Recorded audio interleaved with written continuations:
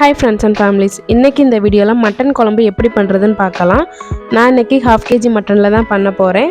First எடுத்துக்க மட்டனை நல்லா க்ளீன் பண்ணிக்கலாம். தென் ginger garlic paste அரைச்சு எடுத்துக்கலாம். தென் க்ளீன் பண்ண மட்டனை குக்கர்ல சேர்த்துக்கிறேன். நான் குக்கர்ல தான் விசில் வச்சு வேக வைக்க போறேன். 1 ஸ்பூன் மஞ்சள்தூள், கொஞ்சம் சீரகம், தேவையான அளவு உப்பு, 1 spoon garam masala, 2 teaspoon ginger garlic paste, 1 தக்காளி, தேவையான அளவு தண்ணி சேர்த்து ஒரு 5 விசில் வச்சு எடுத்துக்கலாம். இப்போ குக்கர் விசில் எல்லாம் போய் மட்டனும் நல்லா வெந்துருச்சு. இப்போ நான் தேங்காய் அரைச்சிக்கிறேன். தேங்காய் கூடவே 1 ஸ்பூன் சீரகம், சோம்பு, கொஞ்சம் கசகசா சேர்த்து அரைச்சி எடுத்துக்கிறேன். நான் 1/2 kg மட்டனுக்கு 2 தக்காளி, 2 பெரிய வெங்காயம், 2 பச்சை மிளகாயை நீளமாக கீறி வச்சுக்கிட்டேன். இப்போ குழம்பு வைக்க ஸ்டார்ட் பண்ணலாம்.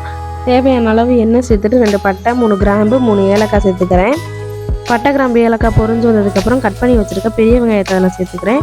அதை சேர்த்துட்டு நல்லா வதக்கி விட்டுக்கலாம். ப்ரௌன் கலரில் வர்ற வரைக்கும் வதக்கிட்டு கீறி வச்சுருக்க பச்சை மிளகாயை சேர்த்துக்கலாம். பச்சை மிளகாயும் நல்லா வதங்கினதுக்கப்புறம் அரைச்சி வச்சுருக்க இஞ்சி பூண்டு பேஸ்ட்டையும் சேர்த்துக்கலாம். அதில் நான் 1/2 kg சிக்கனுக்கு ஒரு 2.5 ஸ்பூன் இஞ்சி பூண்டு பேஸ்ட்டு சேர்த்துக்கிறேன். பச்சை வாசம் போகிற வரைக்கும் இஞ்சி பூண்டு பேஸ்ட்டு நல்லா வதக்கி எடுத்துக்கலாம். அதுக்கப்புறம் கட் பண்ணி வச்சுருக்க தக்காளியவும் சேர்த்துக்கலாம். தக்காளி வதங்கினதுக்கப்புறம் கொஞ்சமாக கொத்தமல்லி இலை சேர்த்து வதக்கிக்கலாம். இப்போது வேக வச்சுருக்க மட்டனை சேர்த்துக்கலாம்.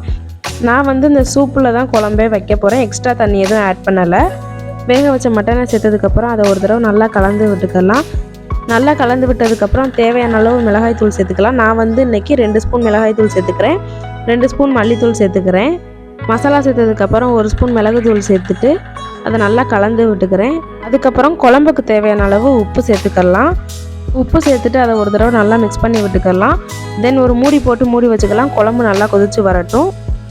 குழம்பு நல்லா கொதிச்சிருச்சு. இப்போது அரைச்சி வச்சுருக்க தேங்காய் அதில் சேர்த்துக்கலாம். தேங்காய் சேர்த்ததுக்கப்புறம் ஒரு தடவை நல்லா கலந்து விட்டுக்கலாம். தென் ஒரு மூடி போட்டு மூடி வச்சுக்கலாம்.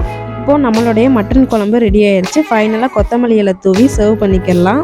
இதே மெத்தடில் நீங்களும் ட்ரை பண்ணி பாருங்கள். என்னோடய வீடியோ உங்களுக்கு பிடிச்சிருந்தா லைக் பண்ணுங்கள், ஷேர் பண்ணுங்கள், கமெண்ட் பண்ணுங்கள் அண்ட் சப்ஸ்கிரைப் பண்ணுங்கள். தேங்க்ஸ் ஃபார் வாட்சிங்.